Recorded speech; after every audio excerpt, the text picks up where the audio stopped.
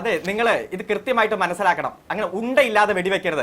അങ്ങയുടെ സുതാര്യ മാധ്യമ പ്രവർത്തനത്തിന്റെ മഹിമ എനിക്ക് മനസ്സിലായി എന്ന് മാത്രമേ ഞാൻ പറഞ്ഞുള്ളൂ. അല്ലെ, ഈ വീണ ചോദ്യം ചെയ്യലിന് ഹാജരായിട്ടുണ്ട്.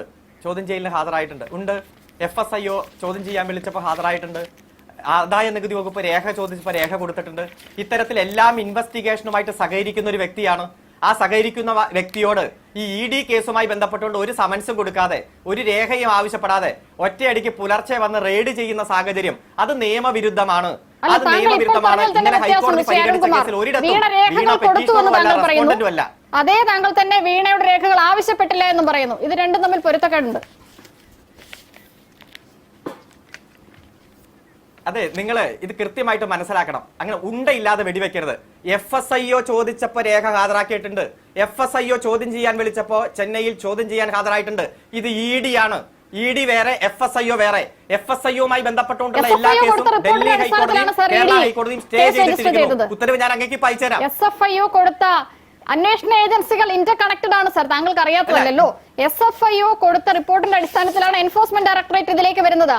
കേരള ഹൈക്കോടതി ഇന്നലെ എൻഫോഴ്സ്മെന്റ് ഡയറക്ടറേറ്റിന്റെ കേസ് തീർപ്പാക്കിയതിൽ വീണയെ കുറിച്ചുള്ള പരാമർശമുണ്ട്, അവരുമായി നടത്തിയ സാമ്പത്തിക ഇടപാടിന്റെ പരാമർശമുണ്ട്. അതിനർത്ഥം അവരിതിലൊരു കക്ഷിയാണ് എന്നാണ്. ഇനി എന്താണ് വ്യക്തമാവേണ്ടത്? ഒറ്റ കാര്യം അതിനർത്ഥം കക്ഷിയാക്കില്ല. അങ്ങനെ ഒരു അർത്ഥം വരില്ല. ഹൈക്കോടതി അടക്കമുള്ള ഒരു കോൺസ്റ്റിറ്റ്യൂഷണൽ കോടതി വിധി പറഞ്ഞാൽ അതിൽ ഒരു കക്ഷി റെസ്പോണ്ടന്റോ അല്ലെങ്കിൽ അതിന്റെ operative portion of the judgment ഉണ്ടാവും. നിങ്ങൾ കാണുന്നത്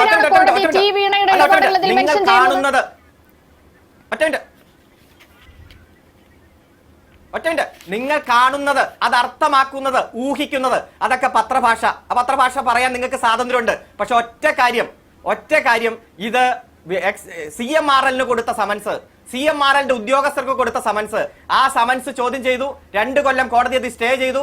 വാദം കേട്ടു. 39 പേജുള്ള വിധി പറഞ്ഞിട്ട് പറഞ്ഞു ഈ സമയത്ത് ഞങ്ങൾ ഇടപെടുന്നില്ല. എവിടെയാണ് ദുരൂഹമായ പണമിടപാടുകൾ നടത്തിയിട്ടുള്ള ഇടങ്ങളിലൊക്കെ കയറില്ലേ?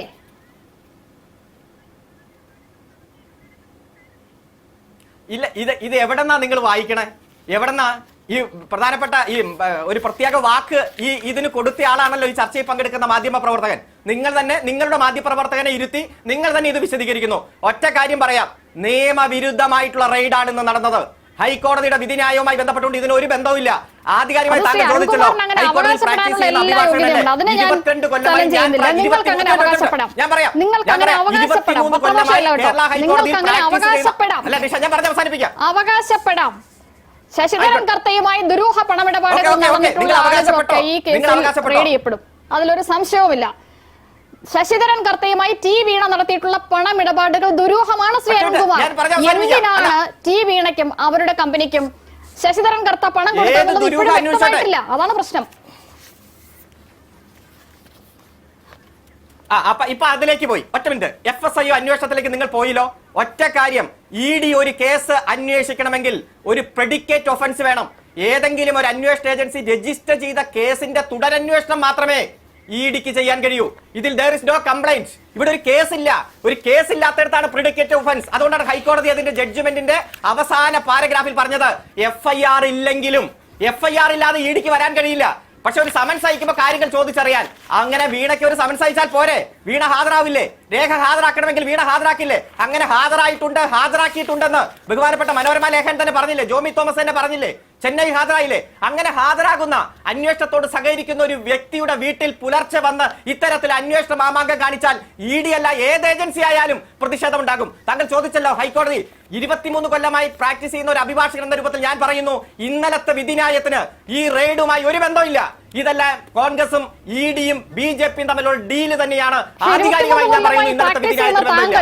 VD സതീശൻ വന്ന് നരേന്ദ്രമോദിയെ കൊണ്ട് റെയ്ഡ് നടത്തിച്ചു എന്ന് പറയുന്നത് എന്നെ സംബന്ധിച്ച് അത്ഭുതകരമാണ്. പത്രഭാഷയല്ല, സാധാരണ മനുഷ്യന്റെ ഭാഷയാണ്. അത്ഭുതം തോന്നിയത് കേട്ടപ്പോൾ.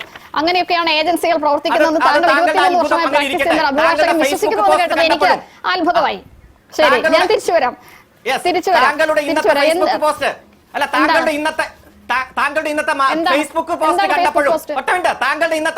പോസ്റ്റ് കണ്ടപ്പോഴും ഒരു സുതാര്യ മാധ്യമ പ്രവർത്തക എന്ന രൂപത്തിൽ ഞങ്ങൾക്കും അത്ഭുതമുണ്ട്. അല്ല, എന്താണ് ഫേസ്ബുക്ക് ഞാൻ അവിടെ വിട്ടു. അല്ലല്ല, നിക്കണ്ട അരുൺകുമാർ വായിക്കൂ. ഞാൻ വിശദീകരിക്കാം നിക്കട്ടെ. വിശദീകരിക്കും. അല്ല, എനിക്ക് മനസ്സിലായി അങ്ങയുടെ സുതാര്യ മാധ്യമ പ്രവർത്തനത്തിന്റെ മഹിമ എനിക്ക് മനസ്സിലായി എന്ന് മാത്രമേ ഞാൻ പറഞ്ഞുള്ളൂ. പറയൂ, എന്താണ് സുതാര്യ മാധ്യമ പ്രവർത്തനത്തിന് ചേരാത്ത എന്റെ ഫേസ്ബുക്ക് പോസ്റ്റ് എന്താണെന്ന് താങ്കൾ പറഞ്ഞിട്ട് നമുക്ക് ഇനി മുമ്പോട്ട് പോവാം. അത് കേൾക്കണമല്ലോ, പ്രേക്ഷകരും കേൾക്കണം, ഈ ചർച്ചയിൽ ഇരിക്കുന്നവരും കേൾക്കണം. എന്താണ് മാധ്യമ പ്രവർത്തനത്തിന്റെ സുതാര്യതയ്ക്ക് നിരക്കാതെയുള്ള എന്റെ ഫേസ്ബുക്ക് പോസ്റ്റ് എന്ന് ശ്രീ അരുൺകുമാർ പറയും. അല്ല, എന്റെ ബോധ്യമാണല്ലോ, എന്റെ ബോധ്യം, എനിക്കത് കണ്ടപ്പോൾ ഉണ്ടായ ചില ബോധ്യങ്ങളുണ്ട്. എനിക്ക് എന്റെ ബോധ്യങ്ങൾ ഫേസ്ബുക്കിൽ പോസ്റ്റ് ചെയ്തത് രണ്ട് കാര്യങ്ങളാണ്. ഒന്ന്, 2023 ജോമി തോമസ് റിപ്പോർട്ട് ചെയ്ത വാർത്ത ഇതായിരുന്നു. ആ വാർത്തയാണ് ഞാൻ പോസ്റ്റ് ചെയ്തിട്ടുള്ളത്. അയ്യോ, പൊതുചർച്ചയിൽ പറയാൻ പറ്റാത്തൊന്നും അത് ഇല്ല അരുണേ. മലയാള മനോരമ 2023 ഞാൻ ജോലി ചെയ്യുന്ന സ്ഥാപനം 2023 ഓഗസ്റ്റ് 9 പ്രസിദ്ധീകരിച്ച വാർത്തയാണ് ഞാൻ ഫേസ്ബുക്കിൽ പോസ്റ്റ് ചെയ്തിട്ടുള്ളത്. ആ വാർത്തയിൽ ഉപയോഗിച്ച വാക്കും ആ വാക്ക് ഉപയോഗിച്ച വ്യക്തിയെയും ഈ ചർച്ചയിൽ ഇരുത്തി നിങ്ങൾ നടത്തിക്കൊണ്ടിരിക്കുന്ന ഈ മാധ്യമ പ്രവർത്തനത്തെ കുറിച്ച് എനിക്ക് ചില ബോധ്യങ്ങളുണ്ട്. അതാ ഞാൻ സൂചിപ്പിച്ചത്. എനിക്ക് എന്റെ ബോധ്യങ്ങൾ പറയാനോ ഇങ്ങനെ ഭയക്കുന്നത്? താങ്കളുടെ കയ്യിലുണ്ട്. താങ്കൾ എന്തിനാണ് ഇങ്ങനെ ഭയപ്പെടുന്നത്? എൻഫോഴ്സ്മെന്റ് ഡയറക്ടറേറ്റ് അല്ലെ ഏത് ഏജൻസി വന്നാലും മറുപടി പറയാൻ കഴിയുന്നില്ല. അവരുടെ വണ്ടി തല്ലിപ്പൊളിക്കേണ്ട കാര്യമുണ്ടോ? ശ്രീ ടി പി ജയചന്ദ്രൻ, ഭയമുണ്ടെങ്കിൽ നിങ്ങളുടെ ചർച്ചയിൽ വരുമോ? ഈ വിഷയത്തിൽ തന്നെ എത്ര തവണ നമ്മൾ ചർച്ചയ്ക്ക് ഇരുത്തിയിട്ടുണ്ട്. CPM-ന്റെ വിഷമം എന്തിലാണ്? പിണറായി വിജയന്റെ വീട്ടിൽ ഇഡി കയറിയെന്നാണോ അതോ വീണയുടെ വീട്ടിൽ ഇഡി കയറിയതിലാണോ? ഇതിലേതിലാണ് നിങ്ങളുടെ പ്രതിഷേധമെന്ന് മറുപടി പറയാം. ഇതില് ഈ കുറച്ച് നാളായിട്ട് ഈ കോൺഗ്രസിന്റെ പ്രതിനിധി തുടർച്ചയായിട്ട് ചോദിച്ചുകൊണ്ടിരിക്കുകയാണ്. അപ്പൊ അത് ഈ രണ്ട് കമ്പനികൾ തമ്മിൽ സ്വതന്ത്രമായി നിയമപരമായിട്ട് പ്രവർത്തിക്കുന്ന കമ്പനികൾ തമ്മിലുള്ള എഗ്രിമെന്റ് എന്തെന്ന് ആ കമ്പനിയുടെ പ്രതിനിധിയോട് ചോദിച്ചാൽ മതി. അത് ഞങ്ങൾ പറയേണ്ട കാര്യമല്ല. പല ഘട്ടത്തിലും അദ്ദേഹം തിരിച്ചു മറിച്ച് അത് ചോദിക്കാറുണ്ട്. പിന്നെ നിയമവിരുദ്ധമായിട്ട് ഒരു റെയ്ഡ് എവിടെ നടന്നാലും ഒരു ഉത്തരവാദിത്തപ്പെട്ട രാഷ്ട്രീയ പ്രസ്ഥാനം എന്ന രൂപത്തിൽ ഞങ്ങൾ പ്രതികരിക്കും. ഇന്ന് രാവിലെ മുതൽ വാർത്ത വന്നത് പിണറായി വിജയന്റെ വീട്ടിൽ റെയ്ഡ്, പ്രതിപക്ഷ നേതാവിന്റെ വീട്ടിൽ റെയ്ഡ് എന്ന രൂപത്തിൽ തന്നെയാണ്. ഞാൻ അതിന്റെ നിയമവശങ്ങൾ വിശദീകരിച്ചല്ലോ. നിങ്ങൾ മൂന്നുപേരും കൂടി അറ്റാക്ക് ചെയ്യുമ്പോഴും ഞാൻ പറഞ്ഞ നിയമപരമായിട്ടുള്ള പോയിന്റിൽ ഏതെങ്കിലും തെറ്റുണ്ടെങ്കിൽ നിങ്ങൾ ചൂണ്ടിക്കാണിക്കുക, ഞാൻ തിരുത്താം. FSIയുമായി ബന്ധപ്പെട്ടുകൊണ്ട്, EDയുമായി ബന്ധപ്പെട്ടുകൊണ്ട്, ആദായ നികുതി വകുപ്പുമായി ബന്ധപ്പെട്ടുകൊണ്ട്, ഡൽഹി ഹൈക്കോടതിയിലെ കേസ് സ്റ്റേയുമായി ബന്ധപ്പെട്ട്, കേരള ഹൈക്കോടതിയിലെ കേസ് FSIO സ്റ്റേയുമായി ബന്ധപ്പെട്ടുകൊണ്ട്, ഇന്നലെ പറഞ്ഞ വിധിന്യായത്തിന്റെ ഉള്ളടക്കവുമായി ബന്ധപ്പെട്ടുകൊണ്ട് നിയമപരമായ കാര്യങ്ങൾ ഞാൻ സൂചിപ്പിച്ചു. നിയമം നോക്കിക്കൊണ്ട് മാത്രമേ രാഷ്ട്രീയപരമായിട്ടുള്ള അഭിപ്രായം പറയാൻ പറ്റൂ. നിയമം നോക്കാതെ രാഷ്ട്രീയപരമായിട്ട് മാത്രം പറഞ്ഞിട്ട് പോകാൻ കഴിയില്ല. അതുകൊണ്ട് നിയമവിരുദ്ധമായിട്ടുള്ള ഒരു റെയ്ഡാണ് നടന്നത്. ആ റെയ്ഡിനെ പ്രതിരോധിക്കുക, ശക്തമായിട്ട് പ്രതിഷേധിക്കുക എന്നത് അവിടെ നടന്ന സംഭവമാണ്. ഞാൻ പറഞ്ഞല്ലോ, ബാംഗ്ലൂരിൽ ED ആസ്ഥാനത്തെ കാറ് കത്തിച്ചു കോൺഗ്രസ്. ഞാൻ ഈ ചർച്ച തുടങ്ങുമ്പോ തന്നെ അങ്ങയുടെ ഇൻട്രോ കേട്ടപ്പോ തന്നെ ആ ലിങ്ക് അയച്ചു തന്നു. ഹിന്ദുസ്ഥാൻ ടൈംസിന്റെ വാർത്തയൊക്കെ അയച്ചു തന്നു.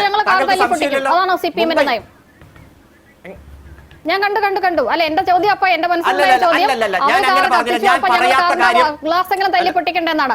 ഇന്നൊരു ടാക്സിക്കാരൻ, ഒരു പാവ മനുഷ്യൻ, അദ്ദേഹം അന്നത്തെ കൂലിക്ക് വേണ്ടി ഓടിയതാണ് ഇടിക്ക് വേണ്ടി. അദ്ദേഹത്തെ വണ്ടി മുഴുവൻ തല്ലി പൊട്ടിച്ചു. ആ മനുഷ്യൻ പറയുന്നുണ്ട്, ഞാൻ ജീവിക്കാൻ വേണ്ടി പണി ചെയ്യുന്നതാണ്, എന്നോട് എന്തിനാണ് ഇത് ചെയ്തതെന്ന്. ഇതൊക്കെ ന്യായമാണോ അരുൺ?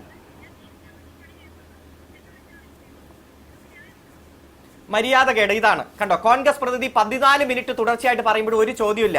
ഞാൻ അന്തസ്സോടെ പറഞ്ഞല്ലോ, ED ആസ്ഥാനത്ത് കിടക്കുന്ന കാർ കോൺഗ്രസ് കത്തിച്ചു, ഞങ്ങൾ അതുകൊണ്ട് ഇത് ചെയ്തു എന്ന് ഞാൻ പറഞ്ഞില്ല. അത് താങ്കളുടെ ഇന്റർപ്രിട്ടേഷൻ ആണ്.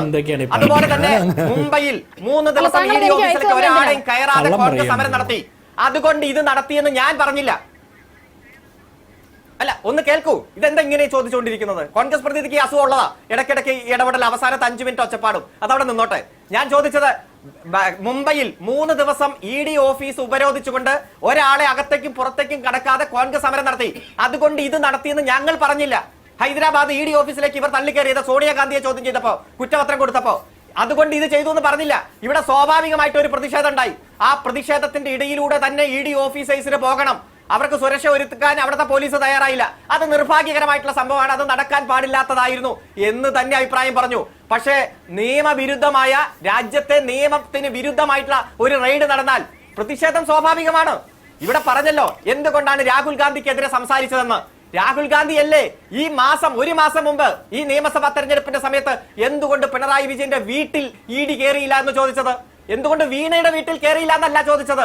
ഈ കേസുമായിട്ട് ഒരു ബന്ധവും ഇല്ലാത്ത ആളല്ലേ സഖാവ് പിണറായി വിജയൻ? ഇതുവരെ എത്രയോ അന്വേഷണ ഏജൻസി തലങ്ങും വിലങ്ങും അന്വേഷിച്ചു. ആദായ നികുതി വകുപ്പ്, FSIO, ED, CBI, സ്വർണ്ണക്കള്ളക്കടത്ത്, ബിരിയാണി ചെമ്പ്, ഈന്തപ്പഴത്തിന്റെ കുരു, അതുപോലെ ഖുറാന്റെ ഉള്ളിൽ സ്വർണം, എത്രയോ ഏജൻസി 12 കൊല്ലമായി വന്നു. BJPയുടെ പ്രതിനിധി കേൾക്കുന്നില്ലേ? മിസ്റ്റർ ജയേന്ദ്രൻ കേൾക്കുന്നില്ലേ? എത്രയോ തവണ കേന്ദ്ര അന്വേഷണ ഏജൻസി വന്നു. ഒരു തെളിവിന്റെ കണികയെങ്കിലും കണ്ടെത്താൻ കഴിഞ്ഞോ? നിങ്ങൾ 1-2 ഉദ്യോഗസ്ഥന്മാരെ പ്രതിയാക്കി. മുഖ്യമന്ത്രിയുമായി ബന്ധപ്പെട്ടോ LDFന്റെ നേതാക്കന്മാരോ ബന്ധപ്പെട്ടോ ഇതൊന്നും ഈ അന്വേഷണ പ്രകസനങ്ങൾ മറ്റ് സംസ്ഥാനങ്ങളിൽ കാണിച്ചതുപോലെ തന്നെയാണ് ഇവിടെയും കാണിച്ചത്. ഇപ്പൊ ബംഗാളിലും ത്രിപുരയിലും എല്ലാം നിങ്ങൾ അത് കാണിച്ചുകൊണ്ടിരിക്കുന്നു. പല കോൺഗ്രസ് നേതാക്കന്മാരെയും വെളുപ്പിച്ചൊക്കെ മാറ്റി. ആസാമിലെ നിങ്ങളുടെ മുഖ്യമന്ത്രി ആരാ? ഹേമന്ത വിശ്വ ശർമ്മ കോൺഗ്രസിന്റെ നേതാവായിരുന്നില്ലേ? ED കേസിൽ പെട്ടപ്പോഴല്ലേ നേരെ വെളുപ്പിച്ചങ്ങെടുത്ത്. ഇപ്പൊ ബംഗാളിലെ മുഖ്യമന്ത്രി ആരാ? ബംഗാളിലെ മുഖ്യമന്ത്രി ഇപ്പൊ വന്നിരിക്കുന്ന സുരേന്ദ്ര അധികാരി കൈയോടെ പണം എണ്ണിക്കൊടുക്കുന്നത് മേടിച്ച് അതിന്റെ വീഡിയോ കമ്പനിയുടെ ഉദ്യോഗസ്ഥരോട് ചോദിക്കണമെന്നുള്ളത്. താങ്കൾ ഭരണഘടനയിൽ വിശ്വസിക്കുന്ന ആളാണ്, ഭരണഘടനാപരമായ സ്ഥാപനങ്ങളിൽ വിശ്വസിക്കുന്ന ആളാണെന്ന് ഞാൻ കരുതുന്നു. അതുകൊണ്ട് തന്നെ ആദായ നികുതി ഇന്റർൻ സെറ്റിൽമെന്റ് ബോർഡിന്റെ ഉത്തരവുകളെ താങ്കൾ മാനിക്കുന്നുണ്ടാവുമെന്നാണ് ഞാൻ കരുതുന്നത്. അതിൽ പറഞ്ഞിരിക്കുന്ന വീണ പൈക്കണ്ടി എന്ത് സേവനം ചെയ്തു എന്ന് താങ്കൾ ഈ മേൽപ്പറഞ്ഞ ഉദ്യോഗസ്ഥനോട് ചോദിച്ചപ്പോൾ അദ്ദേഹം പറഞ്ഞത്, I'm not aware of any services provided by Exalogic solutions and Shrimati Veena. ഇതിന്റെ മാനേജിംഗ് ഡയറക്ടർ ആയിട്ടുള്ള ശശിധരൻ കർത്തയോട് ഇതേ ചോദിച്ചു.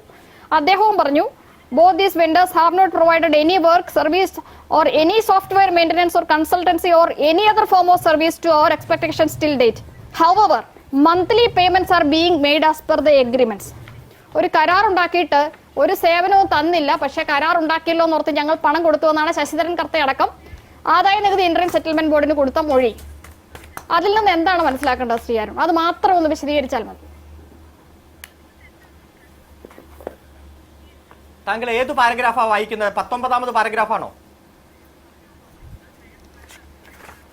ഞാൻ ആദായ നികുതി ഇന്റർൻ സെറ്റിൽമെന്റ് ബോർഡിന്റെ ഉത്തരവിലെ പേജ് നമ്പർ 45, 47 പാരഗ്രാഫ് 1, 2 അതിൽ തന്നെ തങ്ങളുടെ ഉദ്യോഗസ്ഥന്മാർ കൊടുത്ത മൊഴിയെക്കുറിച്ച് താഴേക്ക് പോകുന്നുണ്ട്. എന്താണ് വായിക്കും? അതിൽ താഴേക്ക് വായിച്ചാൽ അറിയാം.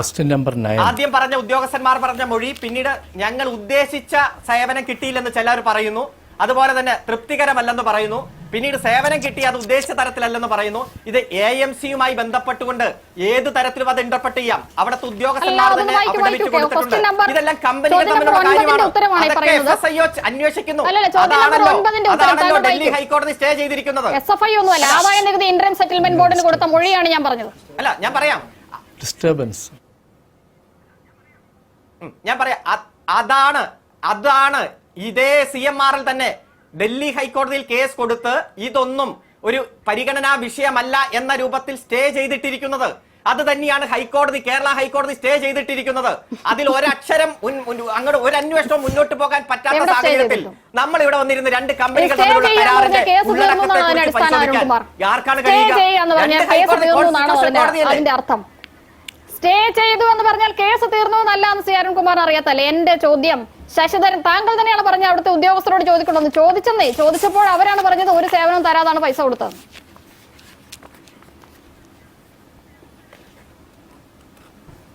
അല്ല, ഇത് ഇപ്പൊ നിങ്ങൾ പറഞ്ഞല്ലോ ഇന്നലെ വരെ സ്റ്റേ ചെയ്തിട്ടു ഹൈക്കോടതി CMRLന്റെ ഇപ്പോഴത്തെ EDയുടെ കേസ്. ഈ 2 വർഷത്തിനിടയിലുള്ള പ്രൊസീഡിങ്സ് ആണെന്നോ? ഞങ്ങൾ ആരെയും ന്യായീകരിക്കുകയല്ല. കമ്പനി കാര്യ വകുപ്പുകൾ തമ്മിൽ എന്തെങ്കിലും പ്രശ്നങ്ങളുണ്ടോ? 2 കമ്പനികൾ തമ്മിലുള്ള സർവീസ്, സേവനം, പ്രതിഫലം പ്രശ്നങ്ങളുണ്ടോ? കമ്പനി കാര്യ വകുപ്പ് അന്വേഷിച്ചോട്ടെ.